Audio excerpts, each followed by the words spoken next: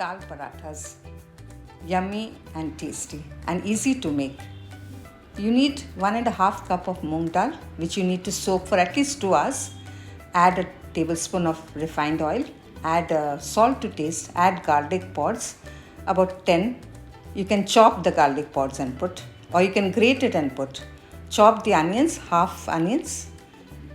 Now you add just a little water, and once the dal is getting a bit dry, later on check if it's not cooked, you can add a little bit more water. At this point you can start mashing the dal using your spoon while it is still hot. Keep mashing it and also mash the other ingredients along. Let it completely be dry. Let all the water evaporate totally. And now you make the dry ingredient powder, whole spices. Here I have used 1 teaspoon each of coriander seed, cumin seed, carom seed, whole garam masala, 1 teaspoon of pepper, whole pepper, and I have used red chilies. I have used 2.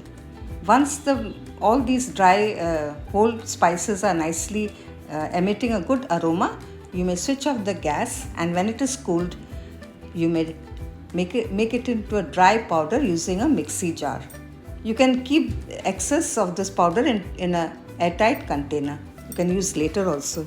Here the dal is cool now. Once the dal is cool and well mashed, add the green coriander leaves, fresh green coriander leaves, just a few stalks, 1 tablespoon of the dry powdered masala for flavor, salt to taste.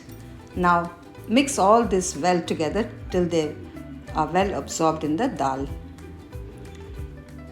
Now take 2 cups of all-purpose flour, add 1 tablespoon of refined oil and salt to taste. Then adding a little bit of water at a time, knead a dough which should be very supple, soft and springy.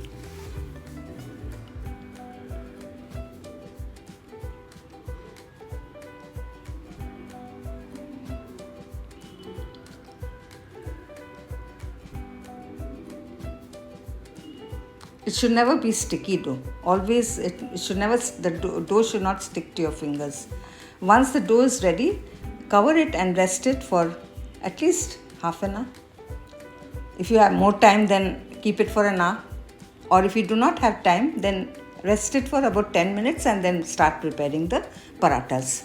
To make the parathas, you make the medium-sized portions and fill in with the dal in the center. After flattening it, making it into a small pera size, put in the dal. At least it should be little less than the dough portion, so that the dal should spread well and there should be enough dal inside.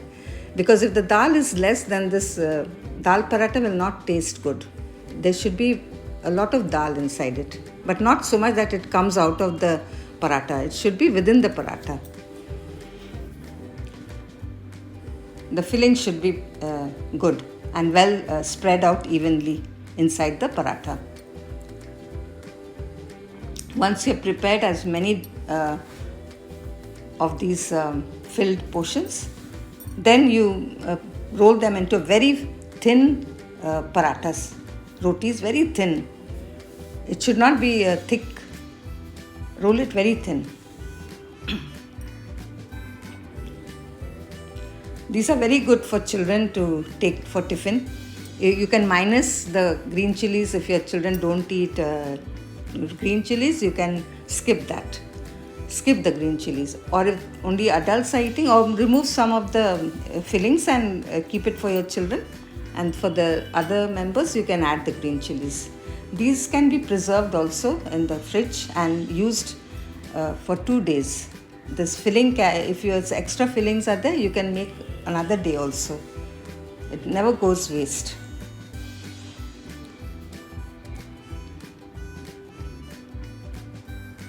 Once the parathas are ready, after rolling them, you can start frying them. You can use ghee or refined oil or mix both.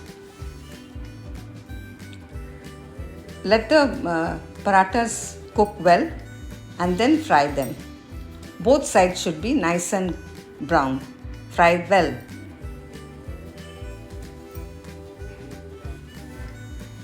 Don't cook it on very high flame. Let the flame be medium high. And if you see that you need to increase, then you increase. And if you see that it's getting too hot, you can decrease it. So like regulate your heat according to your need.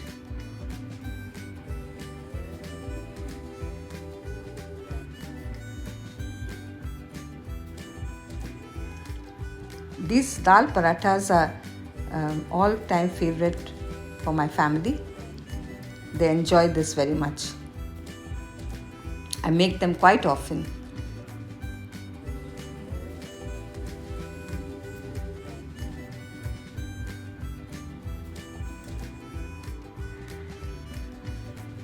Please try this recipe. You will really like it.